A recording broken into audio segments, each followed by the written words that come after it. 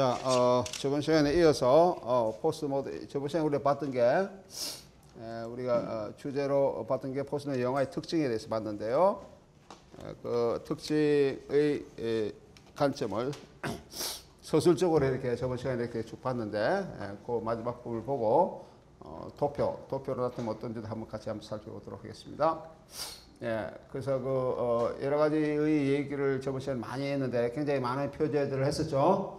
그 표제 하나하나마다 상당히 많은 그런 뭐 이론을 제공할 수도 있고 상당히 많은 논제들을 제공할 수도 있습니다. 그래서 내가 저번 시간에 마지막으로 했던 얘기가 그 일상성, 딜레이즈 이미지 일상성 얘기를 해주고 서사 연속성을 이어주는 감각 운동, 감각 운동 이미지를 존속하게 하지만은 모더니즘의 관점에서 일상성은 시지각적 음향적 이미지 또는 시지각적 음향적 기호로 대치된다. 뭐 그런 얘기를 했어요. 그래서 일상성이 나타나는 이유 중에 가장 큰 하나가 가상적 주관성 때문이냐 그랬죠. 가상적 주관성을 회복시키기 위한 그러한 시도, 이른바 표층미학, 표면적인 시도라고 그렇게 얘기를 했습니다.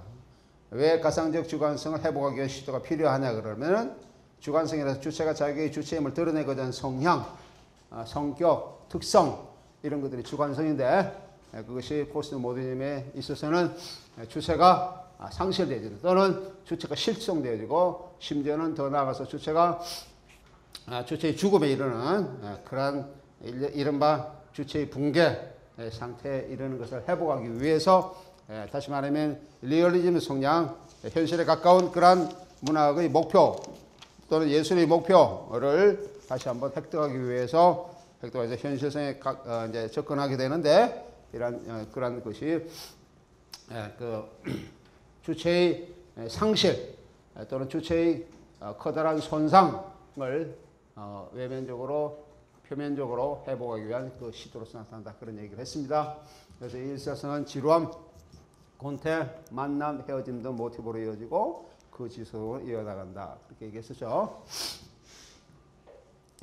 예, 우리 아마 저번 시간에도 내가 잠깐 얘기한 것 같은데 지루함, 곤태 또는 만남 이러한 대중적인 의미를 띠게 되는 것은 모더니즘의 시작. 보들레르가 그 악의 꽃에서 시작했던 모더니즘의 시작에서 나타나고 있다라고 그런 얘기를 했습니다.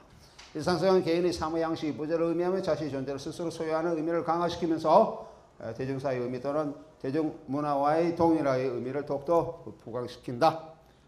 그렇게 하죠. 일상성의 강조. 그래서 일상 언어가, 일상 문화가 문학 속에, 예술 속에 많이 침투하게 되죠. 그래서 우리가 포스트 모더니즘에서 흔히 나타나고 있는 대중문화와 고급문화, 대중예술과 고급예술, 이른바 고급예술가의 그런 그 차이가 굉장히 많이 없어진다. 그런 얘기도 할 수가 있습니다. 하지만 일상성을 통해서 가상주관에서 회복하는 이런 시도는 역설적으로 인간을 상품할 수 있는 위험을 내포하고 있다. 이게 하나의 일상성이 지니고 있는 또 다른 하나의 역설이 된다. 라고 끝까지 아마 얘기한 것 같아요. 포스트 모더니즘 장르에서 얘기할 수 있는 것은 탈장르화 또는 장르 해체에 대해서 얘기할 수 있죠. 탈장르 안에서 어느 하나의 장르적인 성격을 계속 특히 영화 같은 데서 그것을 지니고 있는 그런 시도가 많이 이제 무너지게 된다라고 하는 의미입니다. 장르의 혼합이 되겠고 예술 장르 간의 구분이 그럼 혼합으로 인해서 예술 장르가의 구분이 굉장히 모호해진다라고 얘기할 수 있습니다. 예. 그 영화 CG라는 장르의 구분은 더 이상 적용되기 어렵고 이전 장르 영화의 대부분을 재조립하여 전혀 다른 스타일을 창조하는 그런 것까지도 나아갈 수 있다라고 했습니다. 현대의 예술의 입식 초반에 가능했던 확실한 장르의 구분이 더 이상 적용하기 어렵다라는 것을 얘기하고 있고요. 이게 과거의 장르로 회귀하는 노스텔지아 영화 또는 리바이벌 영화 이런 것들도 이런 관점으로 얘기를 할 수가 있다라고 하죠. 과거로 회귀하는, 과거의 장르로 회귀하려고 하는 시도 또는 과거로 회귀하려고 하는 시도, 이것이 우리가 포스트 모더니즘 용어로서 또는 내가 우리가 이게 교재로 사용하는 이 책에도 그런 게 있었죠. 그런 부분을 내가 조금 소개를 해놨는데 아마 여러분이 읽어보지는 않았겠지만은 그게 그걸 내가 저번 시간에 잠깐 얘기한 것 같은데 그걸 뭐라 그랬죠? 과거를 해결하고자 하는 그런 시도, 포스트 모더니즘이 나타나고 시도 또는 성향, 특성, 그걸 뭐라 그래, 그 하나 용어가 있다 그랬는데, 그걸 뭐라 그랬습니까? 내가 얘기 안 했나요? 패스티시라 그런 용어를 한다고 그렇게 얘기했는데, 기억이 안 납니까? 패스티시?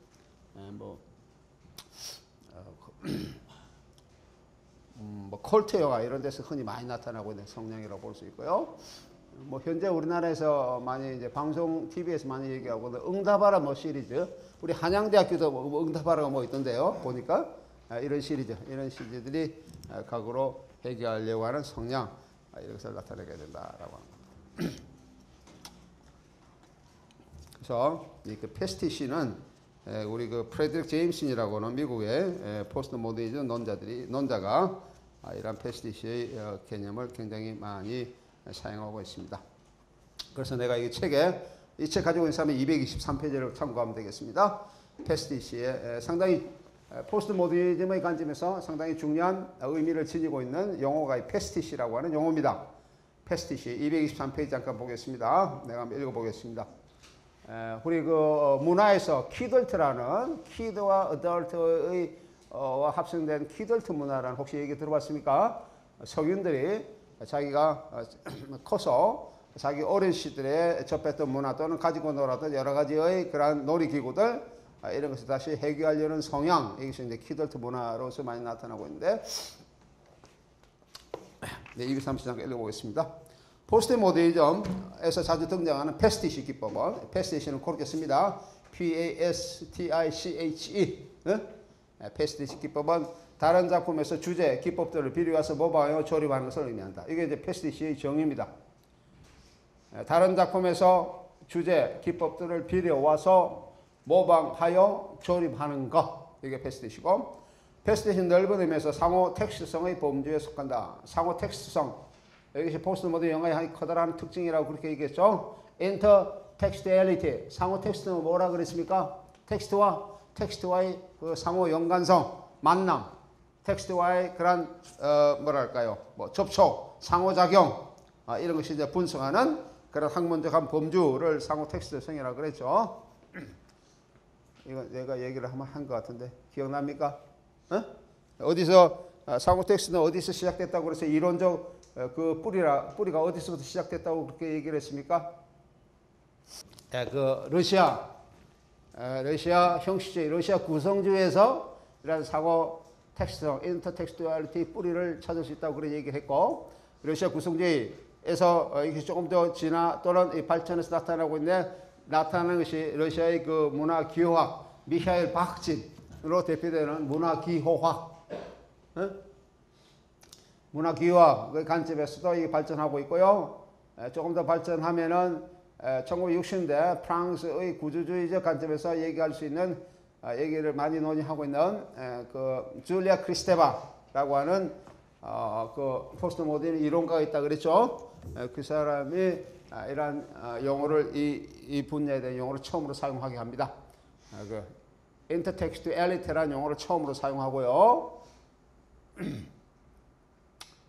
페노텍스트, 또 제노텍스트, 요거는 내 뒤에 가서 조금 더 얘기를 하도록 하겠습니다.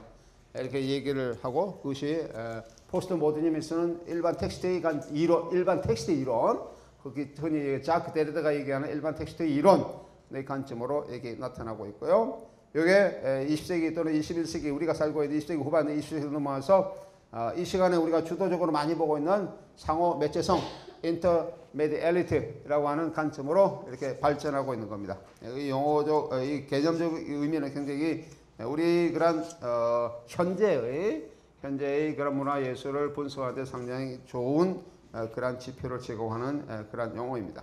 계속해서 보겠습니다. 포스트 모더니즘에서 패스티시가 성행하게 된 이유는, 왜 패스티시가 많이 퍼졌냐라는 이유를 얘기하고 있죠. 독일 컨스탄츠 학파의 수용미학 이론의 영향도 간과할 수 없습니다. 새로운 것을 이전의 텍스트에서 구하여서 가공하려는 수용미학적 또는 생산미학적 과정은 예술작품을 이전 원본 텍스트를 상호 텍스트의 관점에서 새롭게 해석하려고 하는 시도이다. 그렇겠죠? 이러한 시도는 포스트 모더니즘의 미학 이론에 많은 영향을 미치고 있다. 모방의 예술로서 원본을 사라지게 만드는 패스티시는 포스트 모더니즘에서 자주 사용하는 기법이다라고 얘기했어요. 모방의 예술, 과거의 해결에서 과거의 것을 모방하려고 하는 시도를 얘기합니다. 그래서 현재의 원본을 사라지게 하는 그러한 기법, 예술적, 미학적 기법, 그것이 패스티시가 된다라고 하는 겁니다. 그 밑에 계속 보겠습니다. 패스티라는 용어는 프레드릭 제임슨이 1988년에 쓴 걸 포스트 모더니즘과 소비 사회, 포스트 모더니즘 and consumer society에서 언급한 것으로서 후기 산업사회의 포스트 모던 소비 문화의 충의를 수학적 관점으로 확대하여 논의한 것이다. 그렇게 있죠. 제임스는 이 글에서 포스트 모더니즘을 고급 모더니즘의 형식에 대항하는 특이한 반응으로 규정하면서 장리 고들의 영화뿐만 아니라 1970년대와 1980년대 몇몇의 영화들을 이 범주에 넣고 있다. 후기 자본주의 시대에서 프레드릭 제임스는 포스트 모더니즘 특징을 크게 두 가지로 보고 있는데 이는 패스티시와 정신분열증이다. 이 두 요소들은 시간과 공간에서 새로운 의미를 부여하고 있기 때문이다. 라고 이렇게 얘기를 하고 있습니다. 조금 더 읽겠습니다. 이 중에서 패스티시를 조금 더 아까 한 것 조금 더 부연 설명하고 있습니다. 패스티시는 개인의 언어가 조롱받고 특이한 양식들이 사라질지도 모르는 상황이 양식의 다양성과 이질성을 초래하는 과정에서 나타난다.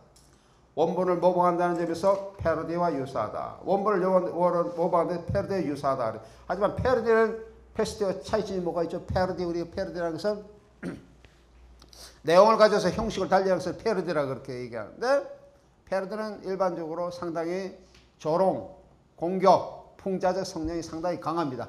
하지만 패스티시는 그렇지는 않습니다. 특히 원본의 양식을 모방한다는 점에서 그러하다. 패러디는 양식을 그대로 두고 내용을 모방한다 라고 했죠. 패러디는 다분히 아이러니컬한 효과를 유발시키고 때로는 풍자적인 기능을 하기도 한다. 이에 반해 패스티시는 패러디처럼 풍자적이거나 공격적인 웃음을 자아내는 아이러니의 의미를 지니지 않으며 이면에 감추어진 모티브를 지니고 있지 않다. 이런 점에서 패스티시는 순수한 패러디다 라고 얘기를 할 수 있습니다. 순수한 패러디, 그렇게 얘기를 할 수 있습니다. 265페이지에 조금 더 읽겠습니다. 265페이지에 둘째 탈락 좀 보겠습니다. 이런 점에서 제임슨의 의미에서 패스티시는 스타일의 혁신이 불가능한 시대에 죽은 스타일을 모방하는 것이다. 이렇게 정의를 할 수 있습니다. 죽은 스타일을 모방하는 것이고 상상의 박물관에 있는 스타일의 목소리로 말하는 것이다. 달리 표현하면 패스티시는 과거에 감금당함이라고 부를 수 있다. 과거에 갇힌 것이다 라고 부를 수 있다 라고 하는 것이죠. 반면에 패스티시는 스타일의 혁신이 불가능한 시대에서 현재를 재현하는데 어려움에서 연유한다. 이는 과거 세대의 특징 것을 다시 표현하면서 과거의 가치를 동경하며 환기시키거나 전통적인 이데올로기를 다시 수용하는 미학적 전략이다. 이는 현실이 과거의 스타일과 서사로 이루어진다는 것을 관객에게 강하게 암시하고 있다라고 얘기하죠. 그래서 그 밑에 보면은 과거로 소급하는 스타일로서 노스텔지아 영화에서 굉장히 많이 나타난다. 그렇게 얘기를 하고 있습니다. 그 밑에도 계속 패스에 대한 이론적 설명을 지금 하고 있습니다. 그 이론적 설명이 지금 계속 다음 226페이지, 227페이지까지 계속 이어지고 있어요. 요거를 여러분 한번 참조를 하세요. 패스티시가 어떤 것인지.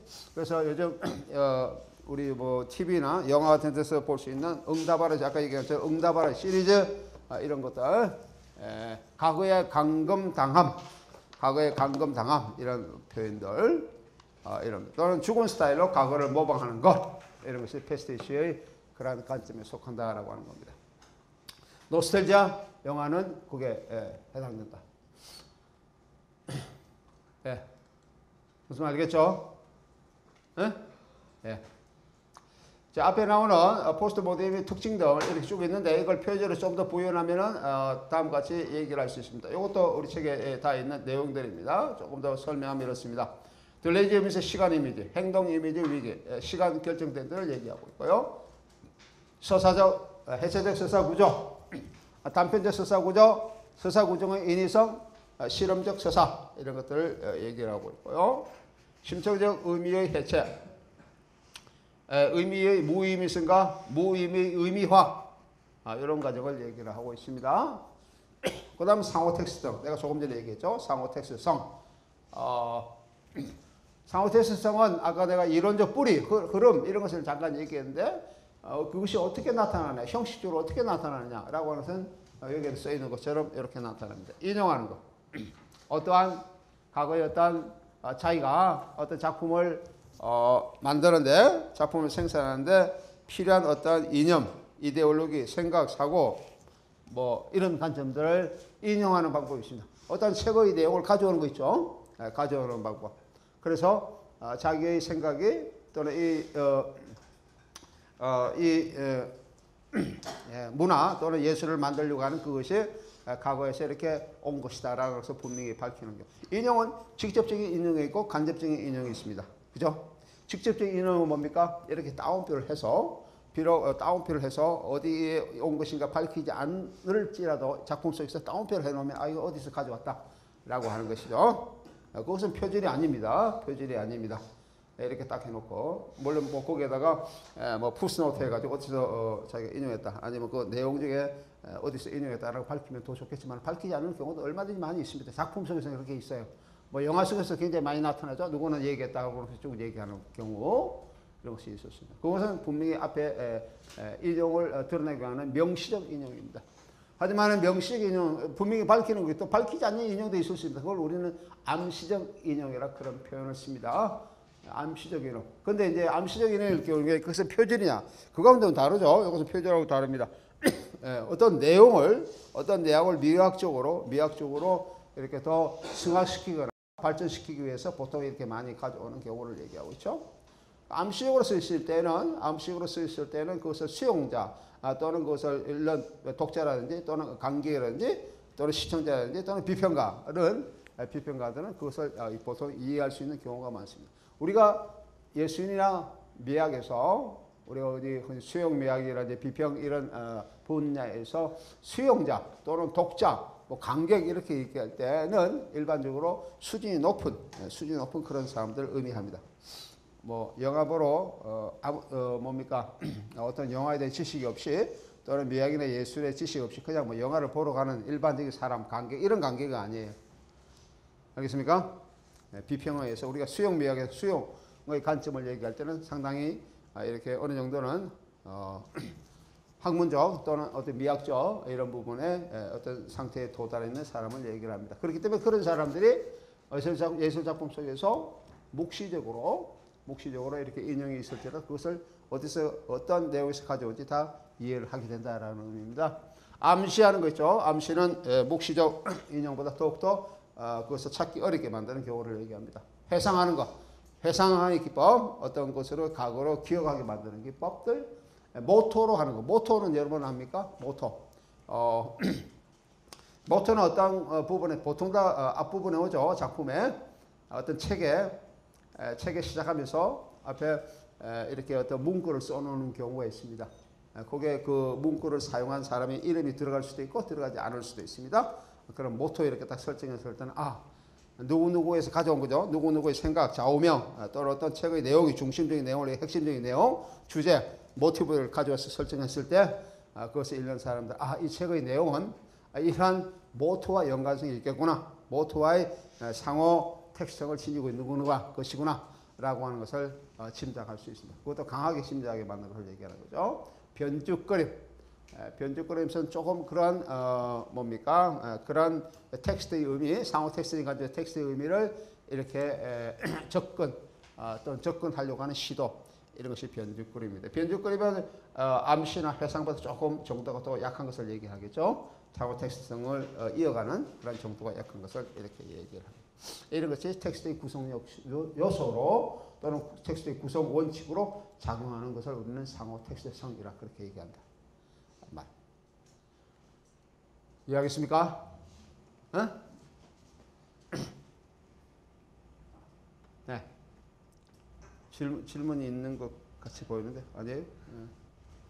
그다음 기호학적 의미에서의 읽기의 다양성에 보고 읽기의 다양성 나타나고 있죠. 기호와 관객과 유희를 하는 그런 것도 우리 포스트 모더니즘의 하나의 커다란 하나 요소로 또는 범주로 작용하였습니다. 주체의 죽음에 대한 염세주의적 비전, 가상적 주관성을 얘기하고, 이거는 아까 내가 설명을 했습니다. 가상적 주관성에 관한 것을 얘기하고 있고요. 주체의 죽음에 대한 염세주의적 비전을 보통 많이 해요. 역사의 종말, 역사의 종말은 그 포스트 역사주의, 포스트 히스토아에서 많이 나타나고 있죠. 포스트 역사주의는 포스트 모더니즘의 여러 가지 하부 또는 서브 이념들, 주의들, 이점들이 있는데 그 중에 하나가 포스트 역사주의입니다. 포스트 역사주의 말고 포스트 모더니즘의 이렇게 갈래에 서브 카테고리가 뭐뭐 있을 수가 있까요? 한번 얘기해 볼까요? 포스트 히스토아로가 있고 또 뭐가 있습니까? 포스트 스트럭처리즘, 이게 포스트 구주주의를 얘기하고 있죠. 또는 포스트 뭐가 있습니까? 포스트 뭐가 있나요? 포스트 뭐라 할까요? 아방가드 같은 것도 얘기할 수 있고, 포스트 퓨처리즘, 포스트 미래주의, 그죠? 그런 것을 얘기할 수 있죠. 포스트 콜로니얼리즘, 탈식민주의, 그죠? 이런 거. 포스트 막시즘, 막스주의의, 그러니까 막스주의가 포스트 모더니즘에서 뭐 페미니즘이나 다문화주의의 그런 영향으로 막스주의의 그런 관점이 변형된 거, 포스트 막시즘.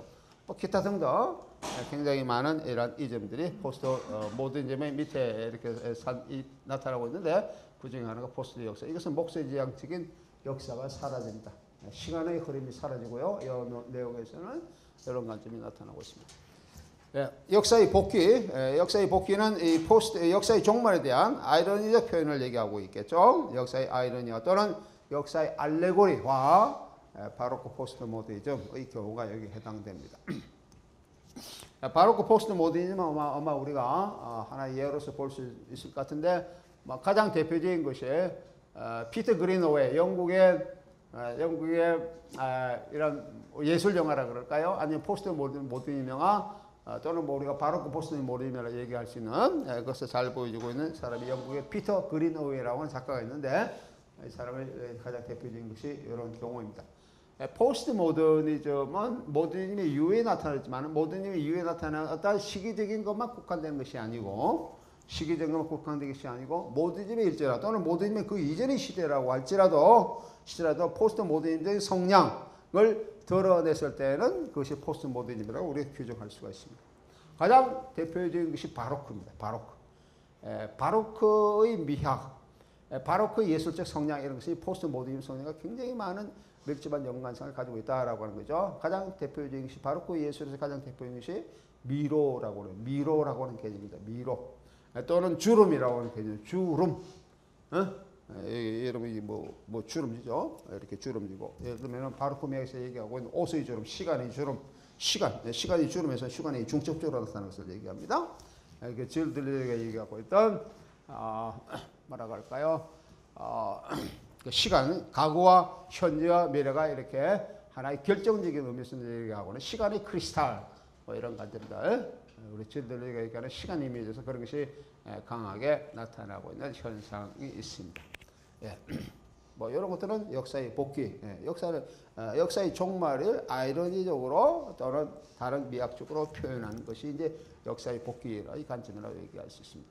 시뮬레이션 시대의 유토피아의 상실, 시뮬라크르죠. 시뮬라크라 하기도 하고 또는 시뮬라크룸이라고 얘기할 수가 있습니다. 시뮬라크르는 뜻은 거짓된 이미지가 아닌데, 현실의 이미지가 아닌데 현실의 이미지처럼 보이게 하는 이미지, 이것을 시뮬라크라고 그럽니다. 가장 거짓된 이미지라고 얘기를 할 수가 있죠. 시뮬레이션은 보드리아르의 관점에서 얘기를 할 수 있죠. 현실과 비현실의 그런 경계가 없는 것, 비현실과 비현실이 존재는 하지만 그 경계가 사라지는 것을 얘기합니다. 그래서 현실이 비현실이 되고 비현실이 현실이 되는 그런 상황에서의 그런 이미지 또는 상황에서의 그런 묘사, 이런 것이 시뮬라크로 나타납니다. 이것은 현실의 바탕을 두지 않고 있기 때문에 유토피아의 상실이라고 보통 얘기를 할 수가 있습니다. 어떤 단편적 일상성과 표측력, 아까 내가 설명을 했습니다. 일상적인 리얼리즘 나타난다 그렇게 얘기했고요. 그 다음에 서사의 이중 코드화 내지는 다중 코드화라고 하는 것이죠. 포스트 모더니즘 영화 또는 예술의 서사는 이렇게 우리의 모든 입에서 커다란 어떤 서사의 줄기가 흘러가는 것이 아니고 서사의 줄기가 2개 내지는 3개 또는 더 이상 다층적으로 같이 동시에 병행해서 아니면은 이렇게 교차적으로 나타나는 그러한 이미지 서사를 보여준다라고 하는 겁니다. 포스트 모더니즘 뭐 문학도 마찬가지고 뭐 영화 이런 거 대부분 다 그렇죠. 서사가 커다란 흘러가는 서사가 하나가 아니고 뭐 2개다 이런. 뭐 영화 같은 것은 많이 나타나는 게 뭐 탐정 영화 또는 우리가 얘기하는 그 탐정 영화 뭐 이런 데서 보더라도 하나만 나타나는 것이 아니고 거기에 뭐 러브 스토리가 깔려 있고 다른 또 하나는 코미디가 깔려 있고 뭐 기타 등등 여러 가지의 서사가 같이 병행되는 현상을 얘기를 합니다. 그 다음에 뭐가 있습니까? 분리콜라주, 새로운 예술을 위한 이미지나 사고의 조립을 분리콜라주라고 그렇게 얘기를 하고 있죠. 예술을 위한 이미지나 사고의 조립. 분리콜라주도 이것도 중요한 하나의 포스트 모더니즘의 기법입니다. 그래서 분리콜라주 내가 우리 그런 교재에서 한 챕터로 내가 설정해 놨어요. 예를 들면 266페이지 한번 보세요. 266페이지.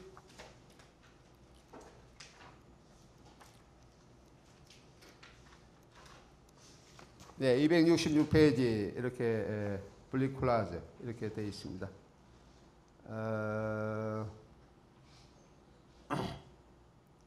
잠깐 보겠습니다. 260제 분리콜라주 미학으로 되어 있죠.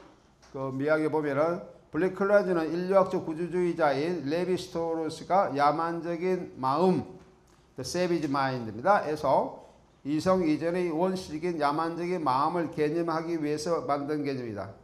여기서 그는 계획된 것에 대한 대안으로서 즉흥적인 것으로서의 개념하고 있다. 이는 민속 인류학의 의미에서 사용된 용어로서 새로운 환경과 필요를 위해 존재하는 재료를 덧붙이거나 새롭게 해석하는 형식적이면서도 인위적인 조합 과정을 일컫는다. 이전의 것을 다시 만들기도 하고 해체하기도 하는 분리콜라주는 텍스트 및 예술 영역에서 포스트 모더니즘의 한 기법으로 사용된다. 또한 분리콜라주는 지식의 영역에서 사용되는 개념으로서 완성되지 않는 수공업 제품을 의미한다. 즉 이 개념에는 즉흥적으로 만들어진 인스턴트 지식이라는 의미를 포함하고 있다. 인스턴트 지식이라는 의미는 항상 부정적인 것은 아니다.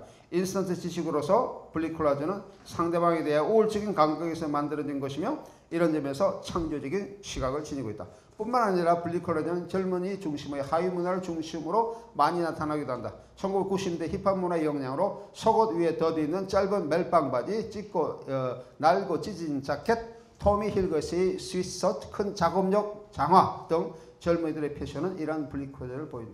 여러분들 중에 혹시 지금 청바지, 찢어진 청바지, 막 헤어져 청바지 이런 거 입고 있는 사람 있습니까? 그게 분리콜라주의 한 유형입니다. 돈 주고 산 거 새 옷 산 게 아니고 막 찢어진 거 가지고 막 입고 다니는 거 있죠. 뭐 남학생도 있고 여학생도 그런 거 있죠. 찢어진 거 막 그런 것들이 분리콜라주의 한 유형이다. 알고나 입고 다니기를 하세요. 알고 뭐 이거 뭐인지 알고 좀 다니시면 좋겠습니다. 그다음 보겠습니다. 영화에서 분리콜라주는 상호 텍스트의 관점에서 인용의 논리를 이용하면서 각오로 되돌아보는 형식을 말한다. 또한 분리콜라주는 시간과 역사를 사라지게 하는 보드리에르의 하이퍼리얼리즘처럼 관객의 시험 관점을 완전히 변화시키고 있다. 장리 고달의 영화에서 이러한 분리콜라주를 많이 보여주고 있다. 특히 프랑스의 초일주 시인 폴 에드와르의 시집 고통의 수도의 영향을 받은 미래도시에 관한 고달의 영화 알파빌은 이러한 속한다라고 합니다. 알파빌이라는 영화가 있습니다. 1965년도 영화입니다. 이 영화는 물론 내가 이 교재도 설명해 놨는데 이 영화는 알파빌이라고 하는 지구 이외의 다른 행성이죠. 다른 행성으로 왔다 갔다 하는 것을 보여주고 있습니다. 행성을 얘기하고 있는데 그 행성을 1965년도에 그 행성을 행성에 관한 이제 영화를 만들려고 하는데 장리 고다르가 지구와 다른 환경에서의 어떤 건물도 있어야 되겠고 어떤 그 도시 배경도 있어야 되겠고 이런 것을 설정하려고 그러는데 비용도 많이 들 뿐만 아니고 그래서 새롭게 만들려고 하니까 굉장히 어려움이 있었죠. 그래서 장리 고다르가 생각이 된 게 1965년 그 당시에 파리에서 가장 첨단 빌딩을 선택을 했어요. 가장 첨단 빌딩을 선택해서 그 빌딩의 구조만 외형적으로 조금씩 이렇게 바꾸면서 새로운 항성의 도시, 알파빌이라는 항서의 도시를 이렇게 표현하면서 영화를 만든 것입니다. 그게 알파빌인데 그때 사용된 기법이 이 블리클라드의 기법으로 사용됐다라고 말할 수가 있다는 겁니다. 예, 상호매체성 이거는 우리가 지금 계속 지금 보고 있는 중입니다. 예술 형식의 변형과 예술 상호작용과 상호간섭을 얘기한다 그랬고요. 장르의 혼합, 주변적 장르의 의식적 부각을 보여준다고 그렇게 얘기할 수 있습니다. 스펙타클은 폭력과 섹슈얼리티 등에서 굉장히 많이 나타나고 있는 형식이고요. 자기 반영성, 후기 구조주의 영화의 디스포지티브 이론, 장치 이론 또는 리메이크가 자기 반영성이 되겠습니다. 자기 반영성이라는 것은 셀프 리플렉션인데 예술이 문화가 자기의 간에서 그대로 보여주고자 하는 그런 성향을 자기 반영성이라 그렇게 얘기합니다. 그런 얘기에서 메타적 성격을 지니고 있죠. 우리가 메타 문학, 메타 영화, 메타 회화, 뭐 기타 등 메타 연구 이렇게 얘기를 할 수 있습니다. 문학이 자기 스스로를 보여주고자 하는 문학, 제작 과정 또는 문학적 관점을 보여주고자 하는 문학. 뭐 예를 들면 세르반테스의 돈키호테 이런 것을 가장 대표적인 하나의 예로 들 수가 있습니다. 뭐 영화 같은 거는 뭐 많죠. 영화의 제작 과정을 보여주고자 하는 영화, 스스로 보여주고자 하는 영화, 뭐 그런 것은 뭐 굉장히 많이 있습니다. 뭐 예를 들면 빔 벤더스 같은 영화, 우리나라 홍상수 감독에 해당되는 이렇게 될 수가 있고요. 그다음에 프랑스와 트리포 이런 감독들, 뭐 이런 감독들 영화 뭐 많이 있습니다. 많이 있습니다. 예. 그 다음에 디스톱에게 대한 디스포지티브 이론이라고 썼죠. 디스포지티브 이론은 장치 이론이라고 얘기를 할 수 있습니다. 우리말로 하면 기계적 장치 이론이라고 이렇게 이제 번역을 할 수 있는데 이것은 영화 예를 들어보면 영화는 우리가 볼 때는 스크린 영화 상영하면 여러분 스크린 내용에 있는 것을 보게 되잖아요. 근데 영화를 제작할 때는 스크린 내용만 가는 것이 중요할 뿐만 아니고 스크린 밖의 요소도 많이 중요하다라고 하는 관점으로서 밖의 요소가 미학적으로 어떤 예술적으로 어떤 의미를 지니고 있느냐, 그것이 정치 또는 현실에 어떤 영향을 지니고 있느냐라고 하는 것에 초점을 맞춘 것이 디스포지티브 이론이라고 얘기를 할 수 있습니다. 스크린 밖에 있는 것이 뭐가 있을까요?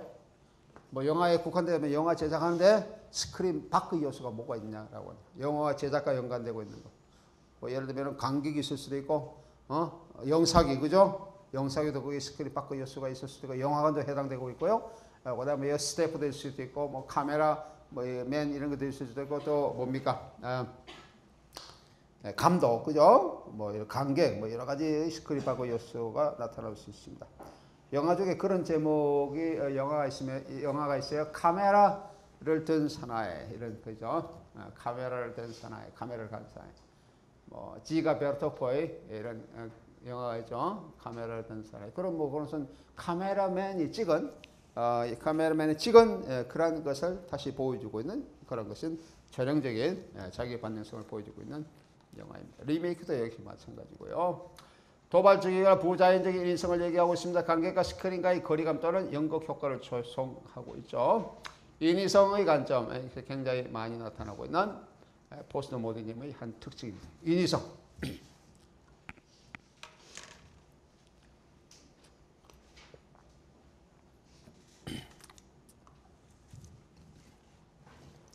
예, 그 다음에 기괴한 사건 장면.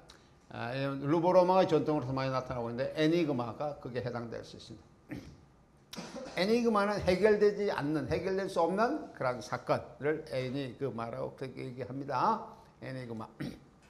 호러 영화 같은 기이한 충격 효과, 이타성 및 이질성의 부각, 전위, 테러, 패러디 뭐 이런 것들이 호러 영화라고 얘기를 하십니다.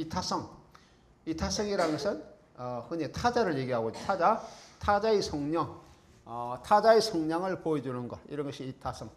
영어로 하면 알테리티라고 얘기할 수 있습니다. 알테리티가 이타성을 보여주고 있는데 이타성, 이질적 이런 것이 나타나고 호러 영화 이런 것이 많이 나타나고 있습니다. 색채 드라마 트럭이 색채의 상실 또는 기와 이런 것이 여기에 되겠습니다. 그래서 이런 것들을 조금 도식으로 나타내면은 이렇게 될 수가 있겠죠. 이렇게 될 수.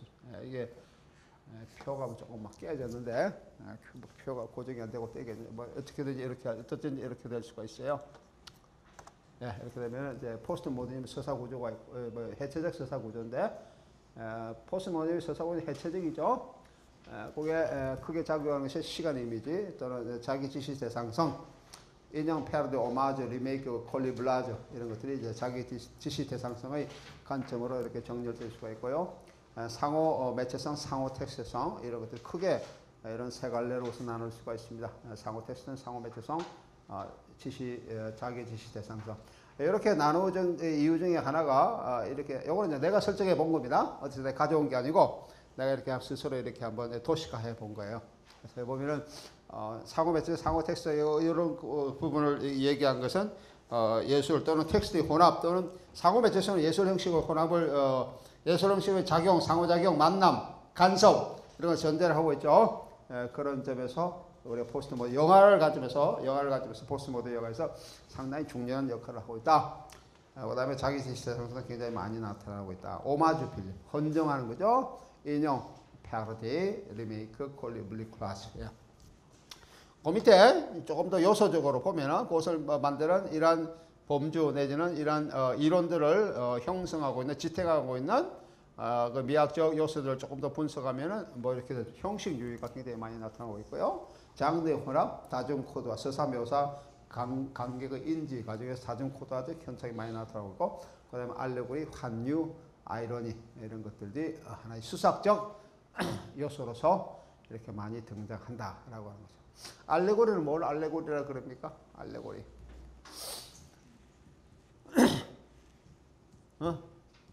알레고리. 아이러니는 뭘 아이러니라 그래요? 아이러니.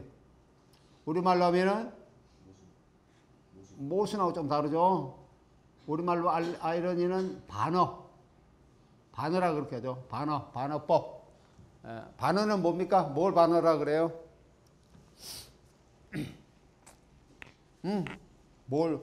아이러니 말은 뭐 보통 신문에도 많이 나오죠. 반어적으로 사용하고. 뭐가 반어입니까?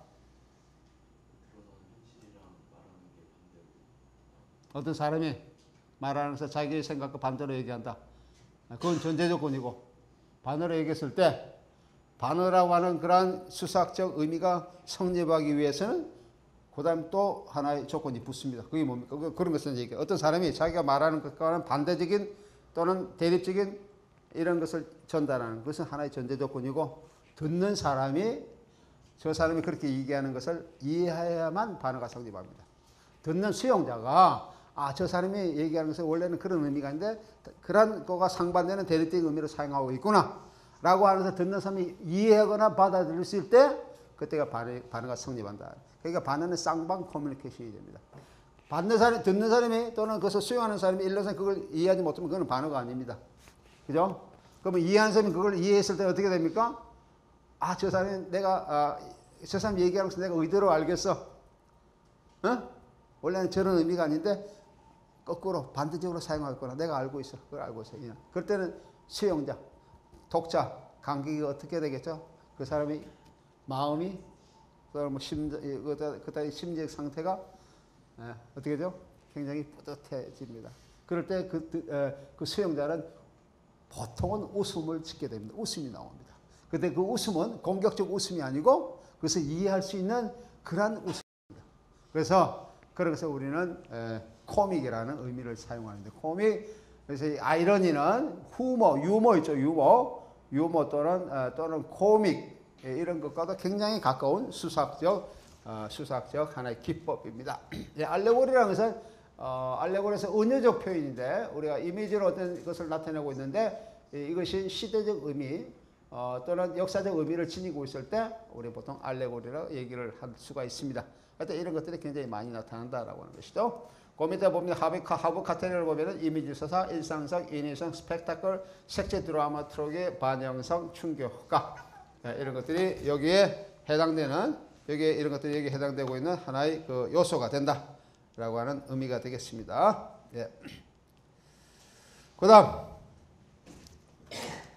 보겠습니다. 이런 것들이 포스트 모드 해체적 서사 구조가 되어 있고요. 그다음 초기 포스트 모드 영화로서의 누벨바고 영화와 해체적 서사 구조를 잠깐 보겠습니다. 누벨바고 영화는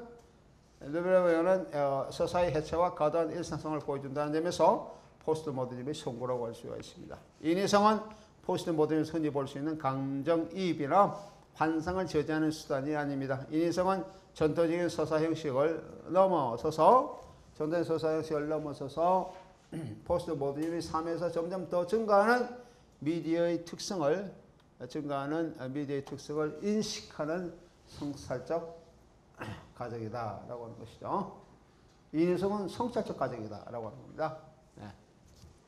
누벨바그 영화에서 장리 고다르나 1962년 독일의 오버하우젠 선언문 이후에 새로운 독일 영화를 주책한 알렉산더 클루게의 영화에서 이러한 인위성을 잘 고찰할 수가 있습니다. 뭐 강리 고다르 이런 것도 많이 나타나고 있죠.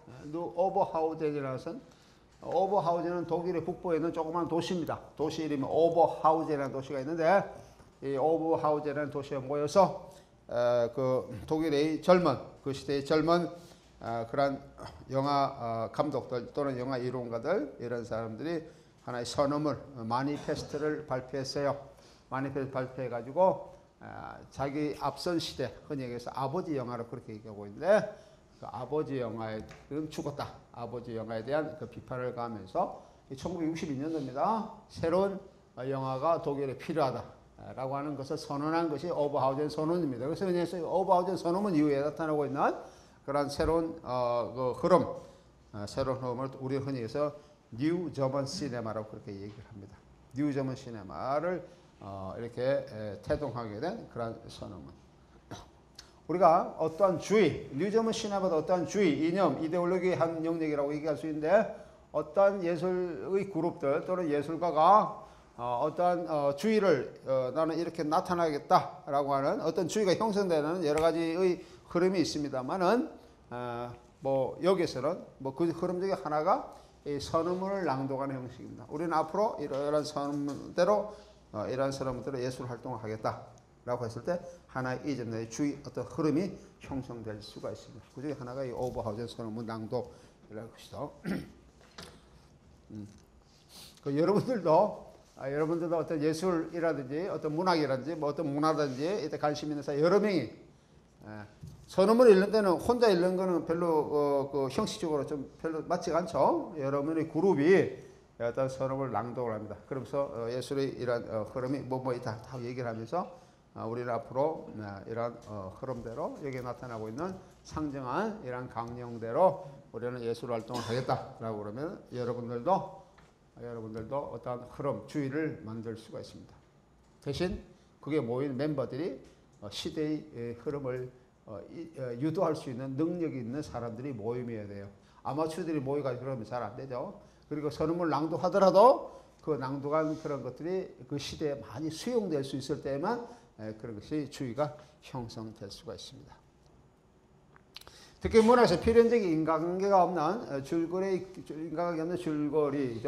줄거리가 결여되어 있는 경우가 많이 있습니다.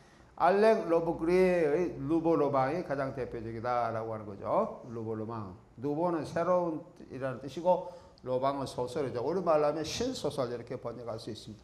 하지만 우리나라에 이미 신소설이라고 하는 그런 사조가 이미 있었죠. 신소설의 사조가 있기 때문에 신소설이라는 그런 표현보다 우리가 그 20세기 초에 우리나라의 하나의 새로운 문학 흐름 신소설이 있죠. 그렇기 때문에 신소설에는 중복되는 의미가 있고 그래서 루보로망 그렇게 많이 사용합니다. 뜻은 뭐 신소설이라는 뜻이에요. 실전에서 발전한 루보로망은 침묵의 문학이다. 프랑스의 실증주의자죠. 사르트르에서 볼 수 있듯이 모더니즘의 실존주의는 허무주의와 그 치유 가능성의 경계에 머물면서 새로운 삶의 의미를 추구한다. 이에 반해 루보로망은 이성을 보정하면서 간념의 사물화 현상으로 일상적인 의미는 침묵으로 일관된다라고 하는 것이죠. 루보로망 소설을 읽어보면은 내가 조금 이따 루보로망이 영화된 그런 예를 내가 보여주겠습니다. 거기서는 침묵적 의미가 굉장히 강하게 드러난다라고 하는 겁니다. 이런 의미에서 포스트 모더니즘 문학 한 유형인 루보로망은 시대 비판적인 것이라기보다는 비판적 목표 설정도 없는 급진적인 실험들로 파악될 수 있는 문학이다. 사회 비판적이라는 굉장히 강한 어조로 이렇게 어떤 비판적인 그런 내용을 제시해야 되는데 르브롱은 그렇지 않다는 것이죠. 목표 설정도 별로 없습니다. 그래서 르브롱 소설을 읽는 사람은 또는 영화를 보는 사람은 한번 싹 보고 다 읽고 난 다음에 이게 무슨 내용이지? 이 도대체 이 작가나 감독이 뭘 얘기하고 있는 것인가? 이해하기 어려운 경우가 많이 있습니다. 이탈리아 작가 이탈로 칼비노의 독자 역할, 이 체계적인 주제와 독일 작가의 윌리겐 베크의 장르 경계 해체, 미국의 소설가 토마스 핀천의 문체의 차이와 또는 다원주의 등도 루보, 로망과 유사한 누보죠. 루보. 잘못 썼네요. 루보가 유사한 급진적인 실험적 문학이다라고 얘기를 할 수가 있습니다. 문학적으로 르브론과 유사한 관계에 있는 이런 문학의 유형들 또는 작가들 내가 잠깐 여기 소개해 놨습니다. 르브로망은 극단적인 다의성을 추구합니다. 영화 제작을 염두에 두고 쓰는 로브그레의 시네로망이라고 얘기하죠. 시네로망도 르브로망도 소설의 하나의 하부 장르고 시네로망도 하나의 하부 장르라고 얘기할 수 있죠. 시네로망은 영화를 만들기 위해 또는 영화를 제작하는 것을 생각하고 쓰는 소설을 시네로망이라고 그렇게 할 수 있습니다. 로브그레이 시네로망도 르브로망의 한 유형입니다. 알랭 르네죠. 지난해 마리엔 바테스는 시네로망으로 만들어진 대표적인 영화입니다. 같이 잠깐 한번 보도록 하겠습니다. 근데 여기 내가 좀 이따 보여주겠지만 이 부분을 잠깐 보도록 하겠어요. 자, 이 영화를 보면은 바로크 형식의 건물과 정원을 배경으로 하고 있는 그런 것이 앞에 나타납니다. 그리고 진안이 나타나고 있고 이 영화는 전체적으로 보면은 직선적인 서사가 나타나지 않습니다. 그다음에 정원의 조각상, 연극적 경량, 게임과 유사한 서사, 반복의 영화들 이런 것들이 계속 이어지고 있습니다. 영화가 그렇다는 겁니다. 르모로브 작가인 알랭 르보리가 대본을 쓴 영화인 지난해 마리아 베테스는 르보로의 소설을 지니고 있다 이렇게 얘기했고요. 그 다음 이게 조금 중요하죠. 르보로의 소설 구조인데 어떻게 형식으로 이루어졌나라고 하는 겁니다. 연극과 영화의 상호작용을 통한 이미지 중증성을 보여주고 있는 미장 아비임의 기법. 연극과 영화의 상호작용이 나타난다라고 하시죠. 그러니까 연극이라는 예술 형식과 영화라는 예술 형식이 이렇게 상호작용이 이루어지고 있다. 그런 의미에서 뭐라고 얘기할 수 있습니까? 우리가 이 시간에 계속 보고 있는 상호 매체성의 한 유형을 보여주고 있다라고. 미장아빔. 미장아빔은 여러분 미장생이라는 용어는 들어봤죠? 미장은 무엇을 만든다. 생이라는 것은 장면입니다. 장면을 만들기, 장면 만들기가 미장생입니다. 미장아빔은 미장을 만든다는데 아빔이라는 것은 10년 낭떠러지를 아빔이라고 합니다. 10년 만들기, 낭떠러지 만들기 이런 의미입니다. 그럼 무슨 말이냐? 이미지를 낭떠러지 10년 만들기 이미지층을 만든다는 겁니다. 미장센이라는 것은 어떤 장면, 영화의 한 구성, 씬을 또는 어떤 시퀀스를 구성하기 위한 영화의 장면을 이렇게 뚝뚝 이렇게 만들어서 하는 것을 미장센 기법이라 그렇게 얘기해요. 영화도 아무 데나 찍는 거 아니죠. 어떤 의미가 들어올 수 있는 영화의 흐름에 어떤 내용으로 만들 수 있는 그런 장면들을 이렇게 골라서 선택해서 찍습니다. 그럴 때 그렇게 만드는 것은 미장센이라고 그렇게 얘기해요. 하지만 미장아빔이라는 것은 미장아빔이라는 것은 층을 만드는 거예요. 그래서 영화 이미지가 현재를 재현하는 미장센은 현재를 재현하는 그러한 재현적 요소가 굉장히 강하게 드러나지만 모더니즘의 그런 의미에서 굉장히 강하게 드러나지만 미장아빔은 재현적 의미를 강하게 드러내지 않습니다. 오히려 재현의 관점을 불안하게 만들거나 위기적인 상황으로 만드는 것이 미장아빔의 기법입니다. 그래서 그 이미지층에 또 다른 이미지층을 이렇게 놓여두는 거 이런 것이 미장아빔의 기법으로 나타나고 있습니다.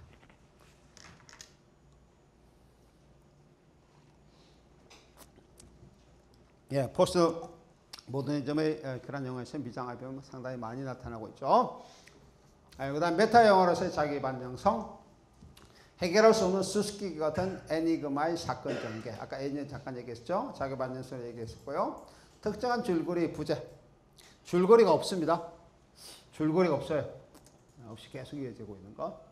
그 다음에 관객의 해석에 개방된 다층적 의미 구조. 그러니까 줄거리가 없기 때문에 없고 어떠한 부분적인 내용이 계속 반복되고 있기 때문에 관객은 굉장히 그 전체적인 서사에 대해서 굉장히 다양한 그러한 해석을 할 수가 있다라고 하는 것이죠. 이런 것이 루브로방의 그런 영화가 지니고 있는 특징입니다. 한번 잠깐 보겠습니다. 시간이 다 됐어요. 다 돼가지고 우리 아직 주인공을 못 만났는데 다음 시간에 주인공 만나보도록 하겠습니다. 주인공 만나서 무슨 얘기를 하는지 잠깐 들어보고 루브로방 얘기를 계속하도록 하겠습니다. 그만.